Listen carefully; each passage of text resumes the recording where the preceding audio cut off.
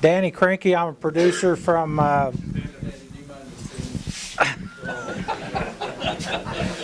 from Ochiltree County.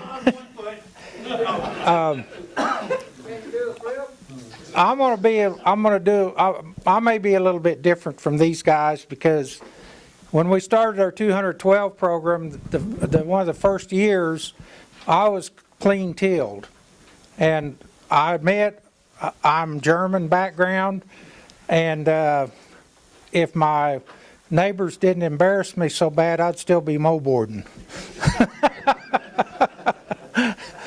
But anyway, that first year, I found that I had to pump. Usually we just pump a little bit of water on to incorporate the chemical. I had to pump almost 5 inches of water just to keep the ground from blowing and to keep the ground wet and to get the crop up. So started watching what Harold Grawl was doing, and from then started doing in a corn and wheat rotation. Tried a little bit of no-till, but I probably don't have the right planter for complete no-till. So we've been doing some strip tilling. And what we're looking at is the residue. The residue that, like I said, we had 3 years worth of crop in between that strip. 2 years ago corn, a year ago wheat stubble, and then another year of corn stubble. So we found that residue on there keeps the ground from blowing, helps with the infiltration rate, and as far as the fertility and what the guy from Servitech talked about as far as organic material, we have noticed a raise in organic material, but we're basically looking at we want that residue. We think that residue is important to help with infiltration and to keep the erosion down, the wind erosion. I'm Brent Underwood. I'm the zone agronomist for NRCS. Pretty lucky. I've worked with some of you guys in this room, and I cover from Snyder all the way up to Oklahoma. Probably in the last 10 years, it's really been an exciting time to work up here. We've had a lot of guys go to strip till, no-till, and reduced tillage, even in cotton, and do some pretty neat things like use some cover crops. And I've been fortunate to get to work with a lot of guys on help them convert. Now, I won't lie, high diesel prices, they helped us get a lot of strip till and no-till in. Economics were usually the necessity of all invention. So diesel getting high helped us a lot, but I think we've learned a lot too as we went through it. And I think particularly when the North Plains started with their 212 project, they took a pretty unique approach. In the past, when we've talked about irrigation, it's always been about equipment. How efficient can we get it to the soil surface? When they started with that, it was a systems approach. We quit looking at application equipment per se so much, and we started looking at variable frequency drives, residue management, nutrient management, possibly incorporating some cover crops. We looked at that entire system so we could make that plant function just as efficient as it possibly could. And I want to go back to some things Fred hit on this morning. He looked at it from a systems approach. Okay, so if we're talking about soil health, there was residue, keeping it covered, cutting tillage, cutting the disturbance, possibly incorporating some cover crops or diversity. To me, one of the big keys of using a cover crop is not only to protect that land from erosion, but also to incorporate some more plant diversity. And I'm willing to bet if you ask most of these guys up here on this panel, they've gone from full till to limited till to either strip till or no till. All of them are almost going to have a crop rotation. So I think when we look at your soil health, we have to do it from a management standpoint, a system standpoint.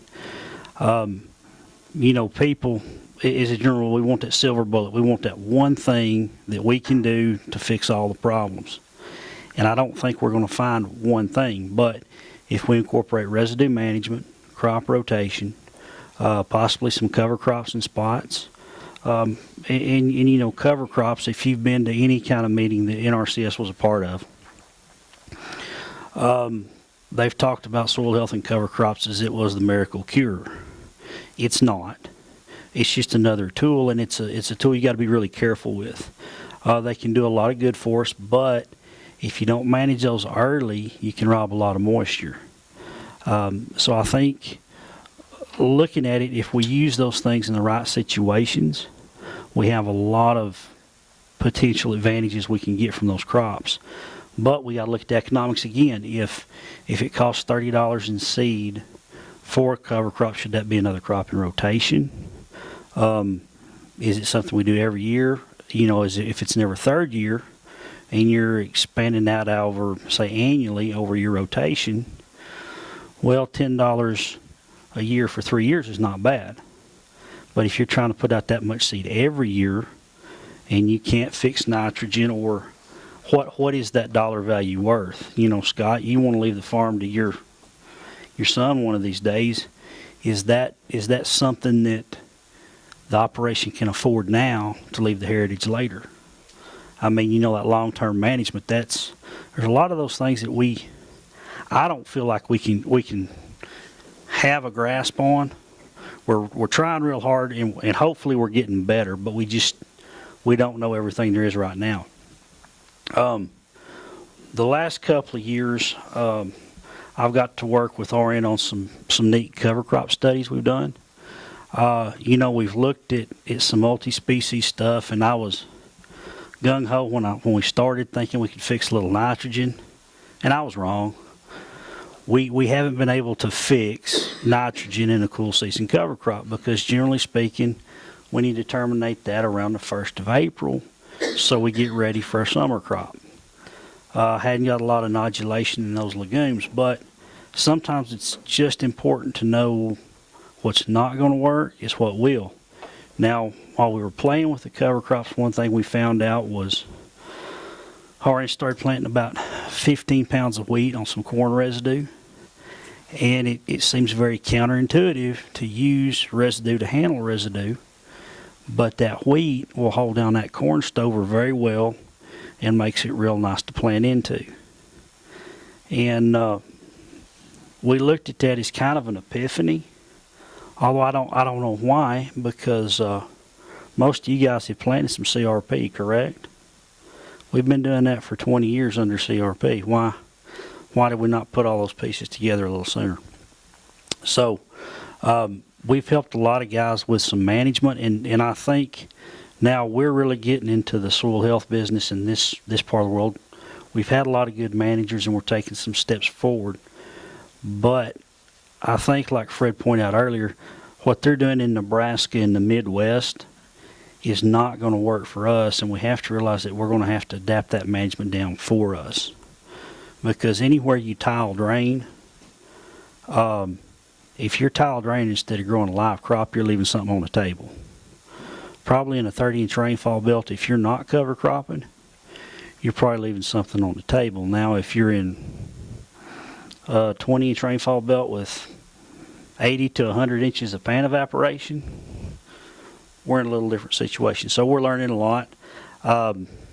We've got some good management strategies, you know, through the NRCS, and I'm sure most of you guys have worked with us.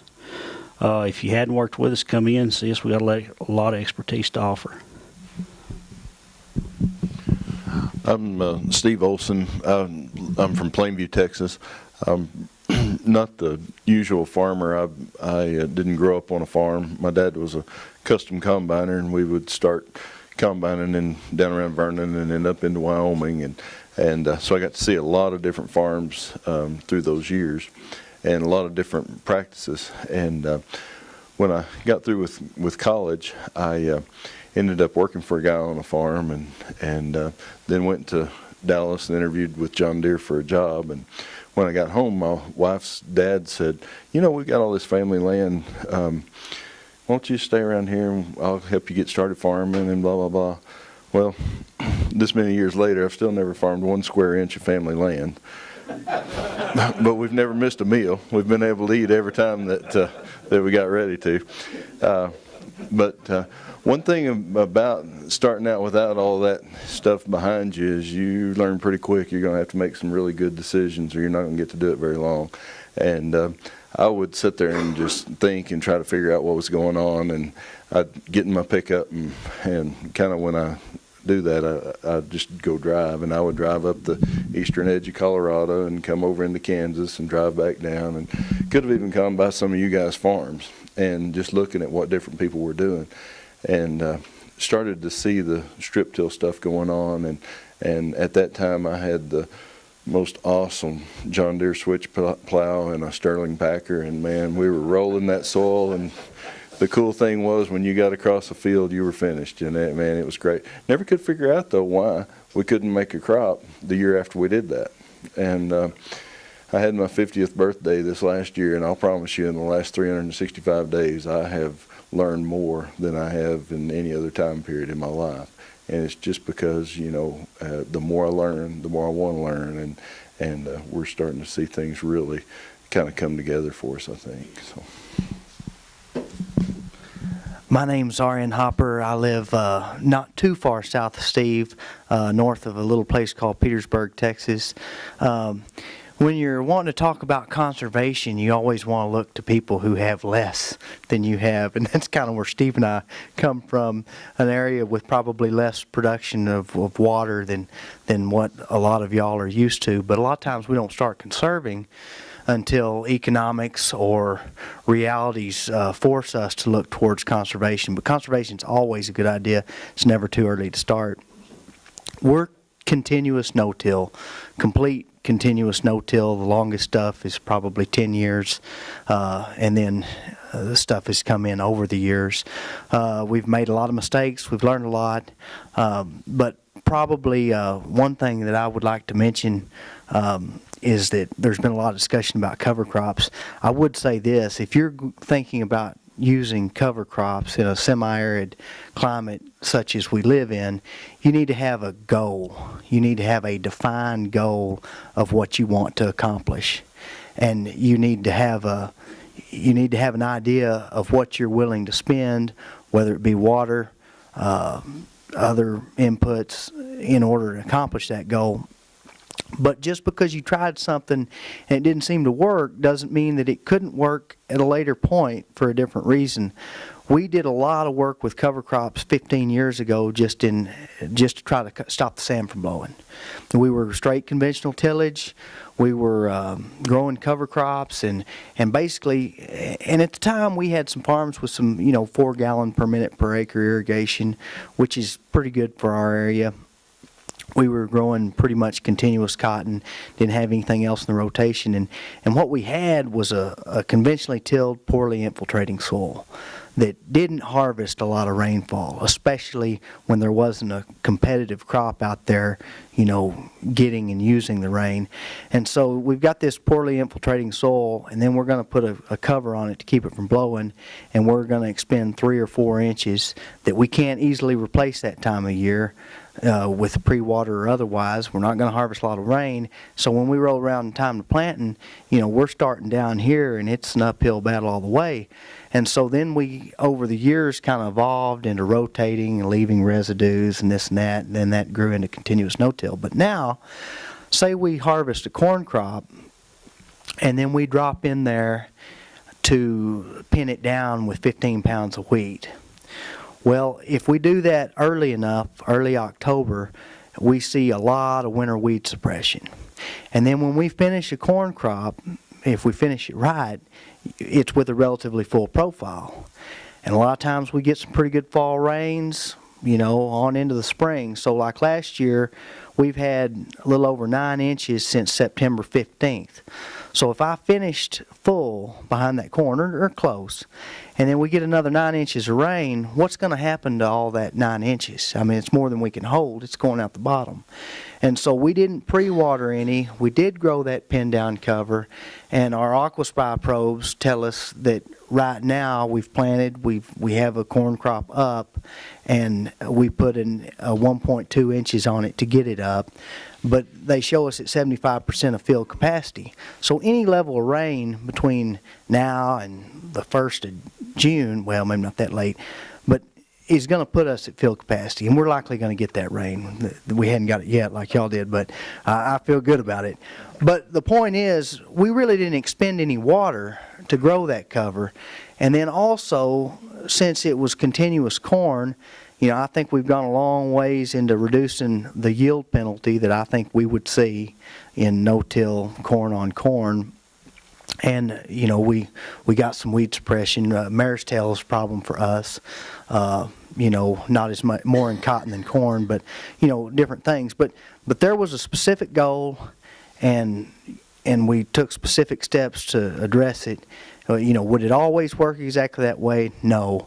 But, you know, cover crops do have a place, but they probably don't have a place everywhere, and you need to have a goal in mind when you start down that road.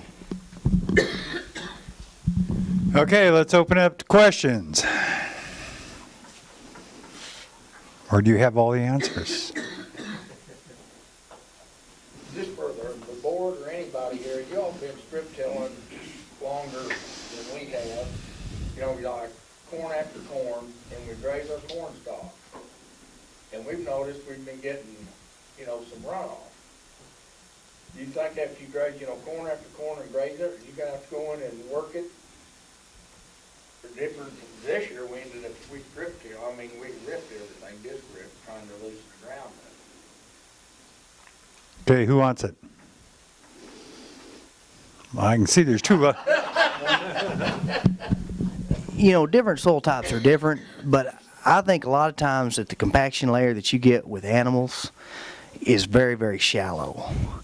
And I think that if you catch the moisture right, if you have a drawn planter that's heavy enough to take the ground, you know, there's things that you can do. And the best defense against that type of animal compaction, I believe, is water. We used to, you know, graze a lot of wheat and then plant cotton or corn into that.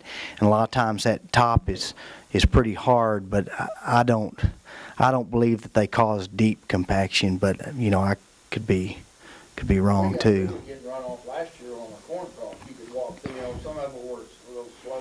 What if, and you're not sowing any kind of wheat in those corn stalks? No. I think that if you did, that you know, that you would that would probably help be kind of more of a biological solution. That gets back to a cover crop, but I can tell you're not wanting to do that. So what does we do besides use the moisture if they did? I mean, there's Well, a whole lot of, because we've been doing that because of all that residue. I know the residue helps it from running off. That's what I mean. But one of the best things about cover cropping behind corn is that generally, you know, you're starting with a profile. If you're trying to grow covers like a lot of people around us do behind cotton, you know, cotton uses water till it dies. And usually you are bone dry behind a cotton crop unless you have a tremendous amount of fall rain. But behind corn, you know, if you can go in there and sow something, there's people that spread stuff too.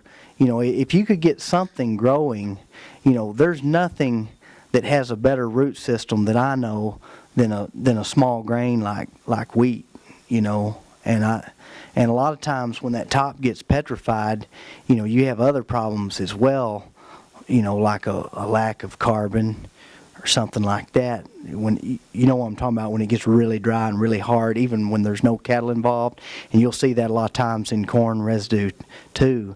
But we've noticed with these wheat covers, a lot of times we can keep more tilth even in the top when it does get dry. well, see, we can't plant a cover crop because we raise our corn stalks so hard. Right.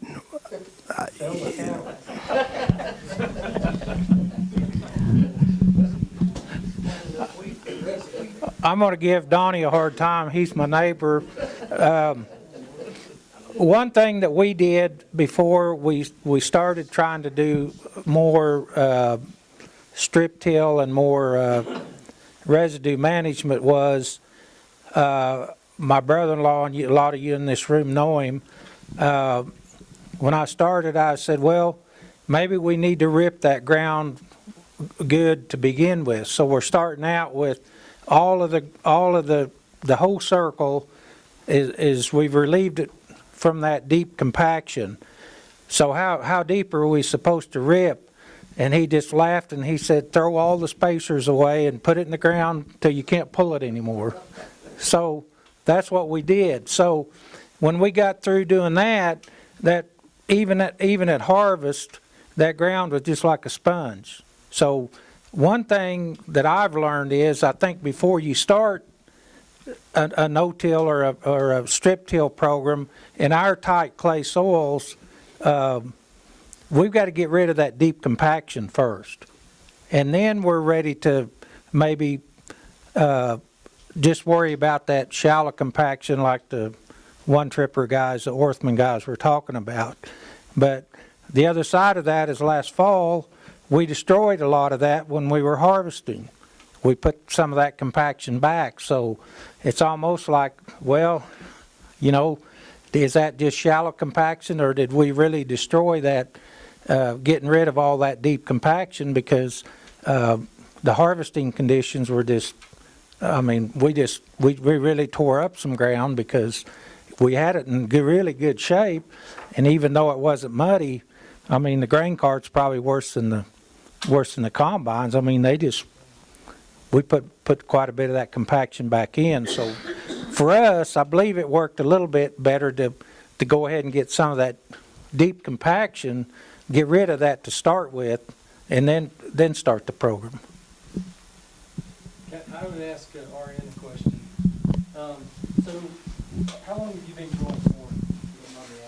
You know, we grew corn when I was a kid, and then we quit from about, probably 98 through about 2006.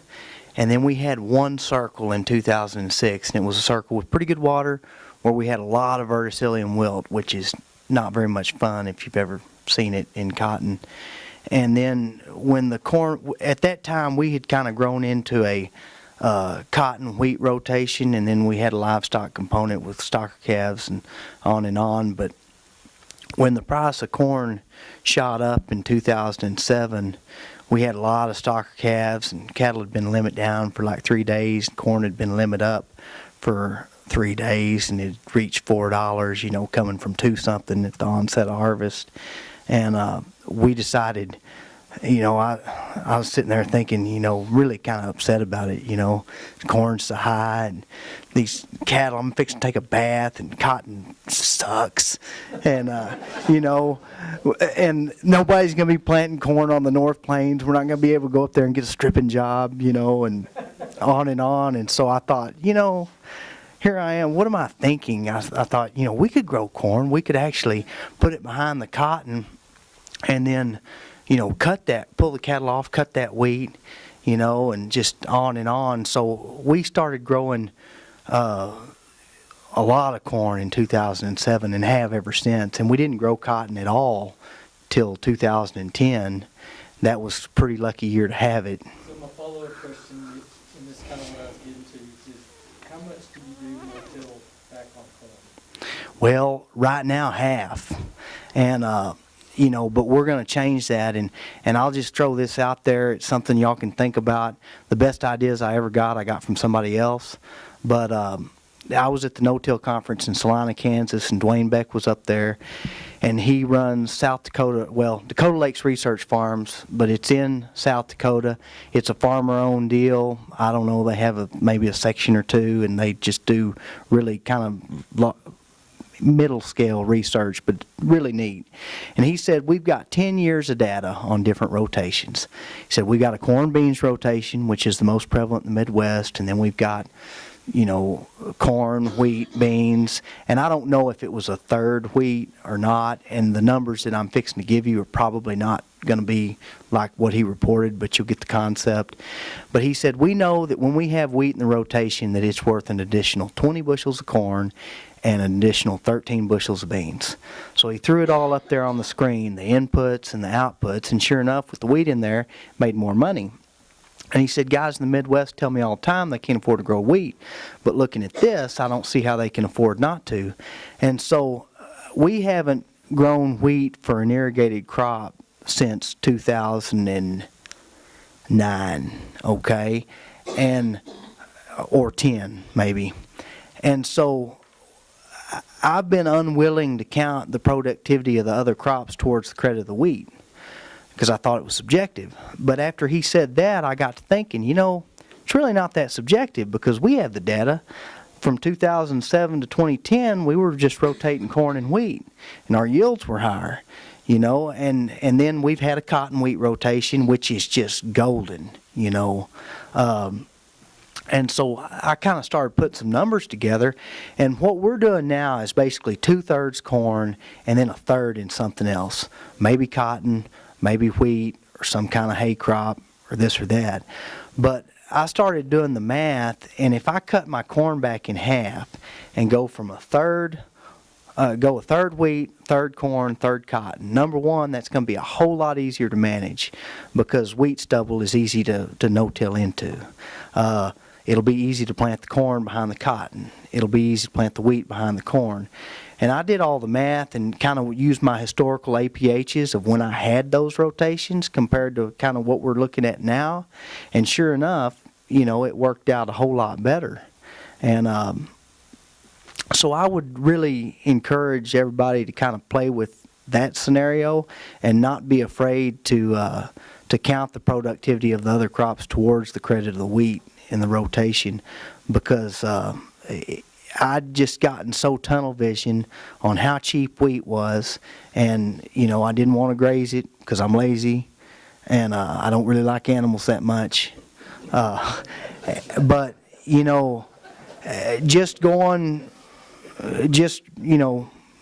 using those numbers, the math really, really worked well. Okay, so everybody's got a different idea of what good water and bad water is. But there is a common denominator, and it's what it costs to pump an acre inch.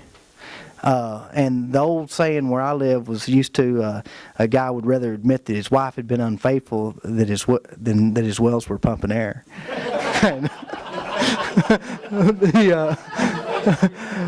But we have systems that are anywhere from 2.4 gallons an acre a minute on up to probably pushing 4, maybe not quite that.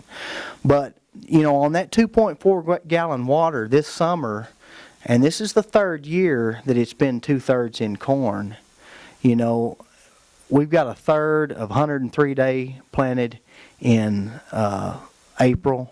And then we've got a third of 117-day planted in, the end of May. And then we've got a third cotton, And so you guys probably think I'm insane, for summer cropping all of a 2.4 gallon pivot. And this is a 3/4 mile long pivot. There's 3 242 acre blocks at windshield wipes. But 2.4 gallons, there's actually more water on the farm, but that's just the most you can physically force through that machine. So it's always 2.4.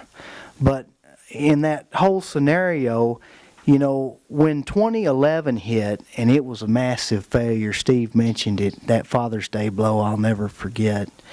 But that's the only year we ever collected multi-peril on corn.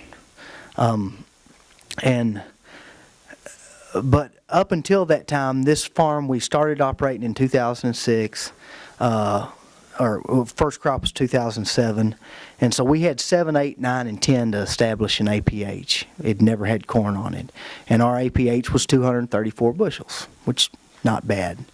Well, now, stretching it like that, we're struggling to make 180 to 200 bushels. okay? And so that's kind of what I'm talking about. Half of it's corn on corn, and the other half is not. And then watering cotton is like an afterthought.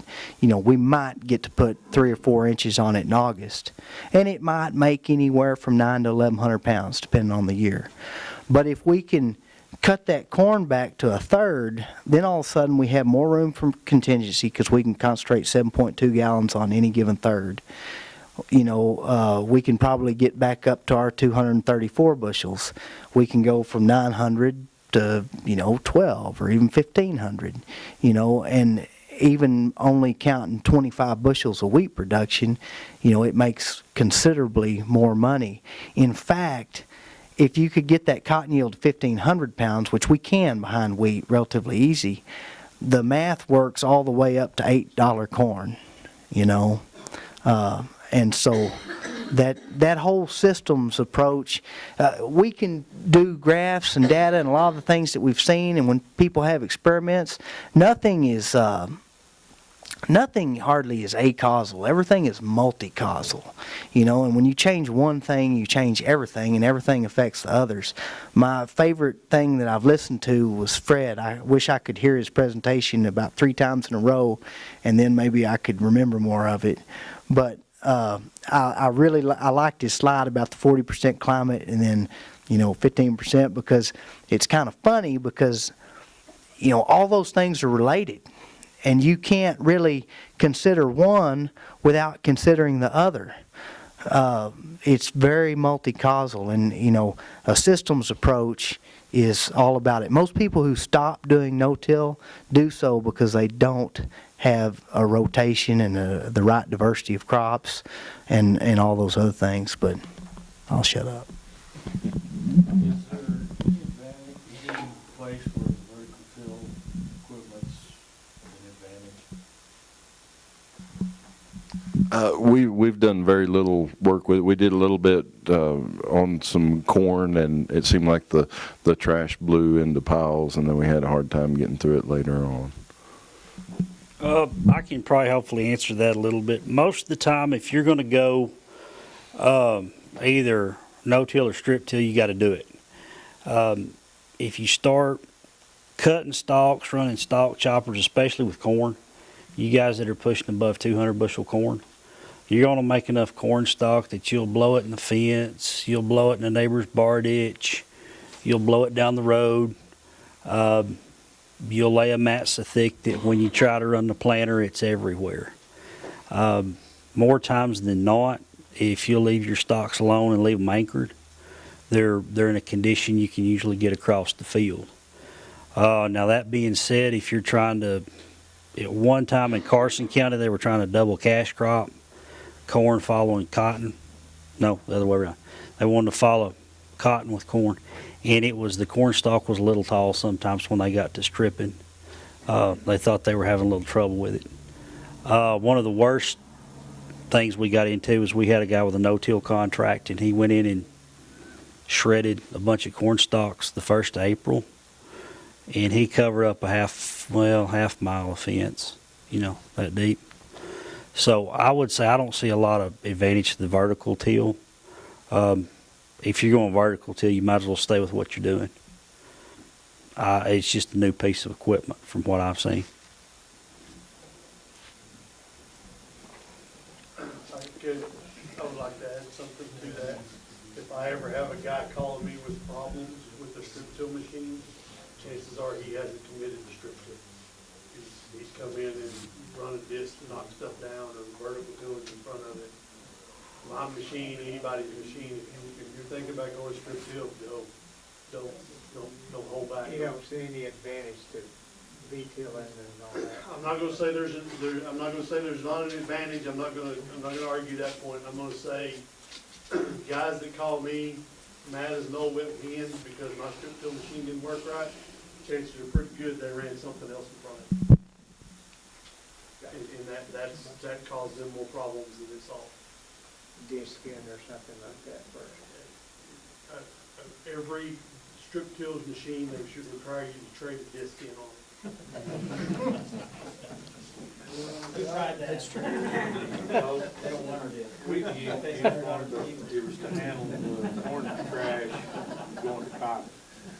We're You following know, it. the wheat, cotton, corn, that's what I'm gonna do to do that. The wheat is going to handle.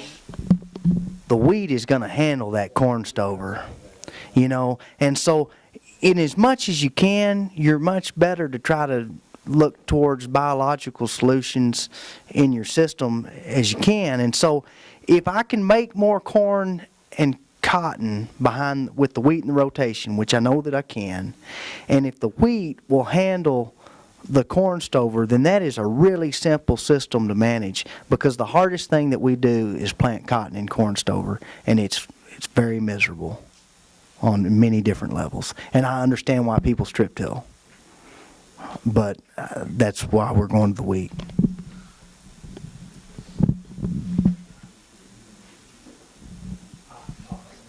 Steve, I have a question for you. You strip till what, cotton, corn? Yes, You do sorghum? yes. Are the yield increases? Well, used to do sorghum. Are the yield increases similar, you know, you Oh, would say? I think the cotton is just amazing what it does, and the corn is very good. Sorghum, we kind of treated it like a stepchild and really didn't really do what you need to do to have the amazing yields with it. Do you do anything to knock over your corn stalks when you're going back to cotton? We have bits with our, are you on 40s or? 30s. You're on 30s? Yeah. We have bits with the corn stalks when we're trying to strip the cotton down. We used to move over 15 inches, and that's when we had all the trouble. Now what we do is where the wavy coulters are on our strip till machine, we move about 2 more inches over past that, where there's a little bit of action hitting that stalk, and so it'll be bent just a little bit. But we don't want to break it off. But if we'll do that, then we can still use the LIPA bottle, because we're like, if you're dead center LIPA, we're about 5 inches over 1 year, and then we'll move about 10 over the other way. So we're still in that zone that LIPA works. And I think we save quite a bit of water doing that. But since we started doing that, the stalk will hit under the bottom of the row, and then, like I said earlier, if you'll turn that adjustment where those row units are almost just shaking, it'll kind of vibrate that stuff off of there. Are you running your LIPA on 30s or 60s. I feel your pain too on that. 60s? We've been disking ours real wide. We don't even put the disc in the ground, just maybe that far. But it's just a knockover stalk. It's not to keep anything up or bury anything. I would suggest a roller about that far above the ground. They'll just kind of push it over, but leave it attached more than a disc. Yeah, just with packer with the disc. Yeah, I guess yeah. that's more than anything. We leave Yeah. the stalks are still attached to the ground. It doesn't even knock the crowns out. Yeah, I think that's real important to make sure that they stay attached. That 15 pounds of wheat, that you could sow right behind the combine will increase the decomposition rate of those stalks, I think.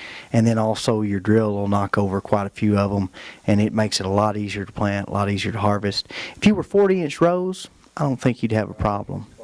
You know, but 30s, like what we both are, it is but if, once again, third wheat, the wheat handling that corn stover, I'm really looking forward to it. Get you a bunch of mall cows and turn out. I know how to fix your runoff problem. If you increase the organic matter in your soil by running wheat stubble and not using no-till in your wheat stubble and putting on some manure whenever you can, their runoff will quit. It takes years to do it, but you'll get to where you can have runoff. You might even consider adding a very few, maybe 2 or 3 pounds of radish into some wheat right behind the combine, and that radish, it's pretty stout, and I think as warm as we are that time of the fall, maybe it would have time to get established, then it's going to die out through the winter.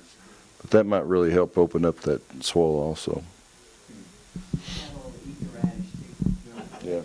That was great. If the price of sunflowers ever got favorable, if the price of sunflowers ever gets favorable again, you know, they have a tremendous root system and they can actually grow through a hard pan or even dry dirt because of specialized cells in their root caps called sclerenchyma cells. I remember that from my years at the university. But, I mean, they can do some amazing things. And I think you could even tinker with them in some cover crop type mixes too. Anybody else have volunteer with corn after corn, call us volunteer? You must not be putting enough cows up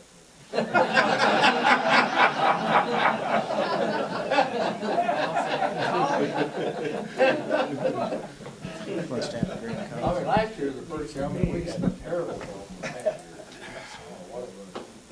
Brent, where were we 10 years ago? You talked about in covering this territory. Where were we 10 years ago as far as no-till, minimum till, or strip till, and compared to where we're at now as far as percentage of land covered?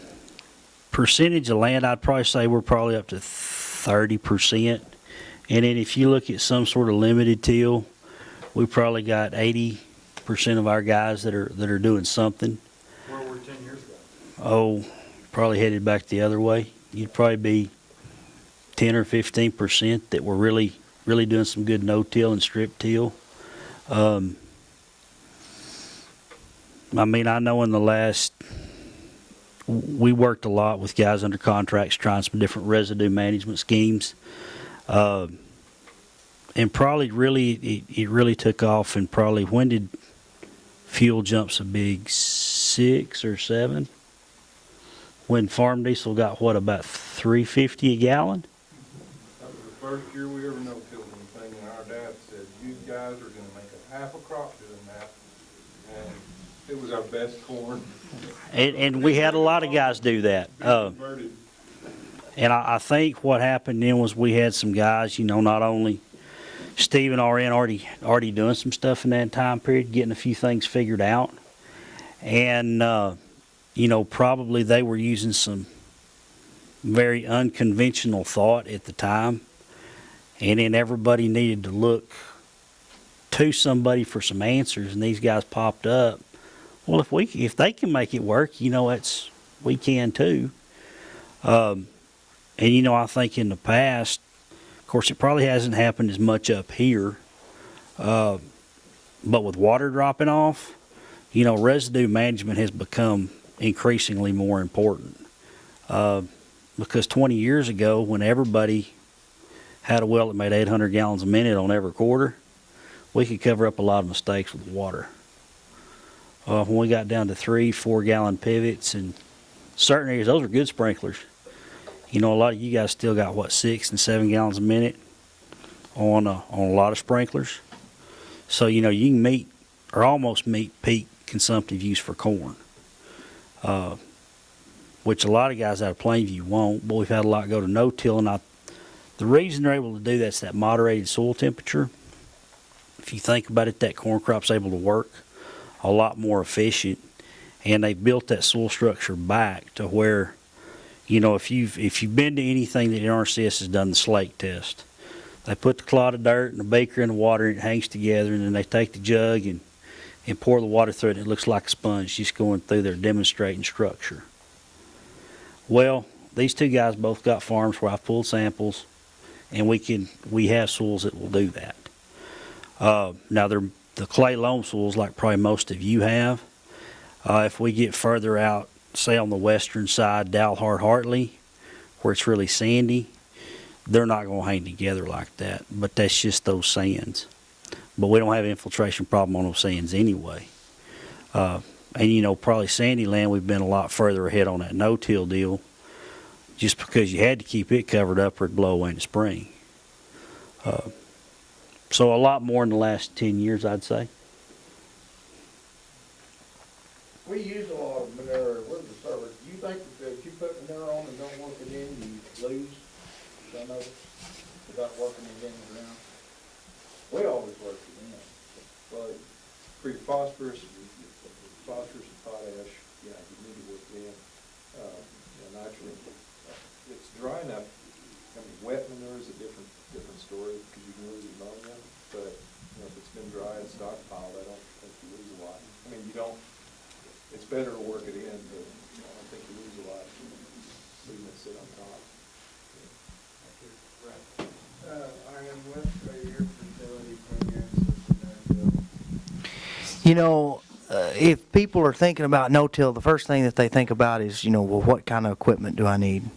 And the fact of the matter is your equipment requirements are very, very few, if any. I mean, maybe a few things, but over time, that's really not an issue. Then the next thing that consumes a farmer's mind, or at least my mind, is, how am I going to get my phosphates out? And really, there are so many mechanisms for transporting phosphates that the main decision that you have is you're either going to put out fertilizer or you're not going to. I mean, the how is secondary to that. And somebody was talking about the mycorrhizal fungi on the cotton roots. There's other biological things besides just the mycorrhizal fungi that can transport phosphates. The earthworms deposit, they're top feeders. He was talking about the worm frass on top. There has to be something for them to eat up there, some kind of residue, and then, they make deposits in those castings. But, even though a lot of these nutrients are not mobile in the soil, with really good structure and large macropores, that's not, I don't think that you can assume that you get zero movement, and I don't think it's as big an issue as what you think. I mean, we use compost, and we haven't used anything other than compost in the last 20 years till about the last 2. And we've been playing with like 40 rock and some of those things that you can put out with air seeders and stuff like that. But, by and large, we have some really good yielding corn for our area. There's a lot of years that we can average. This year, our yields were a little off, but dry weight was 213. But remember, about a third of that is on that really light water stuff, And so we range from a low of 180 bushels on that up to about 251. And so there's other years, a good average year for us, if we can average 225, that's pretty good for where we're at and what we're doing. The most we've ever averaged is 245, but it was back when we were corn and wheat. So, but, we can talk later and any time about fertilizer and fertility, but I don't think it's something that people should really get hung up on deeply. And if you think about, a lot of times people talk about compaction, and what they call compaction is actually just good soil structure.